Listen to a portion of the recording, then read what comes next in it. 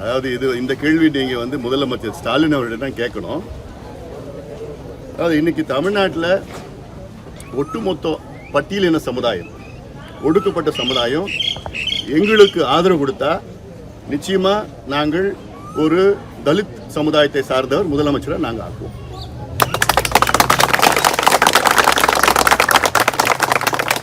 இது வெறும் பேச்சு கிடையாது. எங்களுக்கு முதல் மத்திய அமைச்சர் பதவி கிடைத்தவுடன் நாங்கள் கொடுத்தது ஒரு பட்டியலின சமுதாயத்தை சார்ந்த தலித் எழில்மலைக்கு தான் நாங்கள் மத்திய அமைச்சர் பதவியை நாங்கள் கொடுத்தோம். எங்களுக்கு கிடைச்ச முதல் அமைச்சர் பதவி அது நாங்கள் எதுவும் பேச்சு மட்டும் இல்லை, நாங்கள் செய்வோம். அதாவது திமுக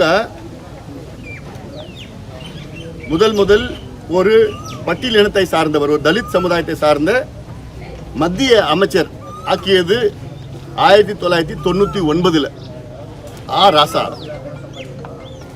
ஆனால் பாட்டாளி மக்கள் கட்சி ஒரு பட்டியலின சமுதாயத்தை சார்ந்த அவரை அமைச்சர் ஆக்கியது 1998. நாங்கள் 98லேயே தலித் சமுதாயத்தை சார்ந்தவர் மத்திய அமைச்சர் ஆக்கிட்டோம். ஆனால் திமுக முதலாக 99 தான் தலித் சமுதாயத்தை சார்ந்தவரை முதலமைச்சர் ஆக்கினாங்க. எங்கள் கட்சியின் பொதுச் செயலாளர் ஒரு தலித் சமுதாயத்தை சார்ந்தவர். எங்கள் கட்சியினுடைய பைலாஸ் இன்னைக்கு பட்டியலின சமுதாயத்திற்கு அதிகமாக செய்தது எங்களுடைய மருத்துவர் ஐயாவும் பாட்டாளி மக்கள் கட்சி தான். வேற யாருமே கிட்ட கூட வர முடியாது. அதாவது நான் மத்திய அமைச்சராக இருந்த நேரத்தில் 22 ஆண்டுகளாக மத்தியில் உள்ள மருத்துவ படிப்பில் பட்டியலின மக்களுக்கு இடஒதுக்கீடு கிடையாது. எனக்கு முன்பு சங்கரானந்த் ஒரு பட்டியலின சமுதாயத்தை சார்ந்தவர் மத்திய அமைச்சராக இருந்தார். அவரால் கொண்டு வர முடியல. ஆனால் முதலாக பட்டியலின மக்களுக்கு இந்திய அளவில் ஆல் இண்டியா மெடிக்கல் கோட்டாவில் மெடிக்கலில் இடஒதுக்கீடு கொண்டு வந்தது இந்த அன்புமணி ராமதாஸ் கொண்டு வந்தார். கொண்டு வர செய்ய சொன்னது மருத்துவர் ஐயா அவர்கள் சொன்னார். அதே போன்று தாம்பரம் அங்கே இருக்கின்ற தேசிய சித்த மையம் இருக்குது, நேஷனல் இன்ஸ்டிடியூட் ஆஃப் சித்தா. அதில் பண்டிதர் அயோத்தியா தாஸ் பேர் வைக்கணும்னு ஒரு மிகப்பெரிய கோரிக்கை வந்தது. அந்த கோரிக்கையை நிறைவேற்றியது இந்த அன்புமணி. பண்டிதர் அயோத்தியா தாஸ் என்பது ஒரு பட்டியலினத்தை சார்ந்த ஒரு சித்த மருத்துவர். அப்படி அவர் பேரை வைத்து அது அவருடைய சிலையை அங்கே போய் திறந்திருக்கிறோம். நம்மளாம் திறந்திருக்கிறதால. அதே போன்று குடிதாங்கின்னு ஒரு ஊரில் மருத்துவர் ஐயா அவர்கள் அங்கே சென்று ஒரு பட்டியலின சமுதாயத்தை சார்ந்த ஒரு பிணத்தை தன் தோளிலே சுமர்ந்து ஊர் நடுவிலே சுமர்ந்து அடக்கம் செய்தவர் எங்களுடைய மருத்துவர் ஐயா அவர்கள். இது ஏதோ ஒரு விளம்பரத்துக்காக நாங்கள் பண்ணல. அது மட்டும் இல்லை, டெல்லியில் நான் அமைச்சராக இருந்த நேரத்தில் தோராட் கமிட்டின்னு ஒன்று உருவாக்கி இந்தியாவில் உள்ள மருத்துவ நிறுவனங்களில் மருத்துவ கல்வி நிறுவனங்களில் பட்டியலின மாணவர்களுக்கு ஏதாவது பிரச்சனைகள் இருந்தால் அதை சரி செய்வதற்காக, டிஸ்கிரிமினேஷன் சொல்லுறது, பாகுபாடு அது இருந்தால் அதை சரி செய்வதற்கு ஒரு தோராட் கமிட்டியை நான் தான் உருவாக்கி அதில் நான் சரி செய்தேன். ஒவ்வொரு அங்கே இருக்கிற எய்ம்ஸ்லேயோ அல்லது ஜிப்மர்லேயோ பிஜிஐ சண்டிகர்லேயோ நிம்ஹான்ஸ் இது போன்ற நிறுவனங்கள் எல்லாம் அது சரி செய்தது எல்லாமே. அதனால் இவ்வளோ இன்னும் ஒரே நாளில் 7 அம்பேத்கர் சிலையை திறந்தது எங்கள் ஐயா தான். வேறு இன்னும் சொல்ல போனால் பட்டியலின சமுதாயத்தை சார்ந்த தலைவரும் செஞ்சது கிடையாது, எங்கள் ஐயா தான் செஞ்சிருக்கிறார். அதே போன்று அருந்ததியர் உள்ஒதுக்கீடு இப்போ உச்சநீதிமன்றம் எடுத்திருக்காங்கல்ல, அதற்கு முதல் குரல் கொடுத்தது எங்கள் ஐயா, போராடுது எங்கள் ஐயா, மாநாடு போடுறது எங்கள் ஐயா, அன்றைய முதலமைச்சர் கலைஞரை வலியுறுத்தி கொடுக்க செய்தது எங்கள் ஐயா தான். இப்படி எவ்வளோ திட்டங்கள் நன்மைகளும் தாழ்த்தப்பட்ட சமுதாயம் பட்டியலின சமுதாயத்திற்கு தொடர்ந்து நாங்கள் செய்து வருகின்றோம், இன்னும் செய்ய காத்து கொண்டிருக்கின்றோம். அதனால் இதெல்லாம் ஒட்டுமொத்த நாங்கள் கேட்கறதுனா இந்த தமிழ்நாட்டில் ஒரு நன்மை நடக்க வேண்டும் என்றால் அதற்கு நிச்சயமாக ஒரு மாற்றம் இருக்கு. தொடர்ந்து இதே ஆளுங்க தான், இவங்க தான் 57 ஆண்டு காலமாக தொடர்ந்து இவங்க வந்துட்டு இருக்கிறாங்க. ஒரு மாற்றம் வரணும். மாற்றம் வந்தால் தான் நன்மைகள் கிடைக்கும், புதுமை கிடைக்கும். அது இந்த மாற்றம் எங்களால் தான் கொடுக்க முடியும். சாதி வரி கணக்கெடுப்பு நடத்த தொடர்ந்து வலியுறுத்தி வரீங்க. மத்திய அரசு பிரதமர் சந்திக்கிறதுக்கான நேரம் அந்த நிச்சயமாக சந்திப்போம்.